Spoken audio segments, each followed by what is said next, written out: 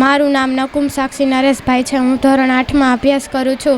આજે અમારી શાળામાં વિશ્વ ચકલી દિવસની ઉજવણી કરવામાં આવી હતી. 20 માર્ચે વિશ્વ ચકલી દિવસ છે. સૌ પ્રથમ 20 માર્ચ અને 2010ના રોજ ચકલી દિવસની ઉજવણી કરવામાં આવી હતી. આપણને એમ થાય કે શું ચકલી વિશે પણ કાંઈ દિવસ ઉજવવાના હોય, પણ નાનપણમાં સૌથી પહેલાં જોયેલું, ઓળખેલું અને જાણીતું પક્ષી એટલે ચકલી. ચકલી આજે લુપ્ત થવાને આરે છે. ચકલી એ માનવ જાતિ સાથે સંકળાયેલું પક્ષી છે, જેથી આજે અમારી શાળામાં ચકલીના માળાનું, તેના કુંડાનું અને ચણ માટેનું ડીશનું વિતરણ કરવામાં આવ્યું છે. હમણાં થોડા દિવસો પછી ઉનાળો આવશે, જેથી આપણે પ્રાણી અને પક્ષીઓ માટે ચણના દાણા અને પાણીની વ્યવસ્થા કરવી જોઈએ. Thank you. Yashpalsinh Chudasama, managing trustee, Nidhi school. આજે 20મી માર્ચ વિશ્વ ચકલી દિવસ. કવિ શ્રી રમેશ પારેખની એક પંક્તિ: તારો વૈભવ રંગમહેલ, નોકર ચાકરનું ધાડું, મારા ફળીએ ચકલી બેસે, એ જ મારું રજવાડું. એક ચકલી પ્રત્યે પ્રેમ દર્શાવતી આ કવિ રમેશ પારેખની રચના. ચકલી એક નાના બાળકોને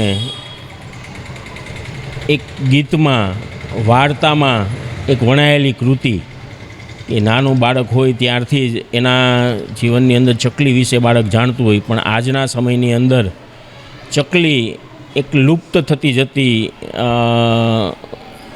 એક પક્ષી છે, જેને બચાવવા માટે આપણે પ્રયાસ કરી રહ્યા છીએ.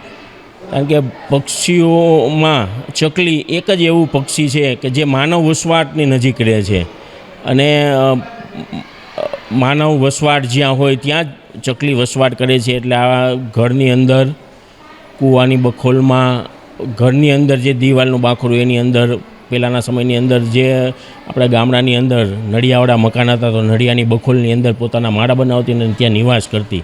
પણ આજના સમયમાં આધુનિક યુગની અંદર જે ધ્વનિનું પ્રદૂષણ, વાયુનું પ્રદૂષણ વધી ગયું છે, ગરમીનો પ્રકોપ પણ વધી ગયો છે, ત્યારે ચકલી એક અત્યારે લુપ્ત થતી જતી જાય છે. ત્યારે બાળકની અંદર એક જાગૃતિ આવે અને ચકલી અને પ્રત્યક્ષ સ્વરૂપે જોઈ શકે, માત્ર હવે ચિત્રની અંદર નહીં પણ એક પ્રત્યક્ષ સ્વરૂપે જોઈ શકે. તેના માટે મારી નિધિ સ્કૂલ દ્વારા આજરોજ બાળકોને ચકલી વિશે સમજણ આપવામાં આવી હતી. તેને કેમ સાચવવી, એનો માળો, એનું વિતરણ, અહીંયા એનું આશ્રય સ્થાન આપણે એને આપીએ, જેથી ચકલી આવનારા સમયની અંદર આપણે ચકલી જોવા મળે. તો એની સમજ બાળકોને આપેલી હતી. અને માળાનું વિતરણ પણ એમને કરેલ હતું. માળા ક્યાં લગાવવા દરેક બાળકે એની પણ સમજ આપેલી હતી. અને આવનારા સમયની અંદર ચકલીઓ જોવી હશે તો એને બચાવવી પડશે. એનો એક કાર્યક્રમ આજે અમારે સ્કૂલની અંદર રાખવામાં આવેલ હતો અને બાળકોને ચકલીના માળાનું વિતરણ કરવામાં આવેલ હતું.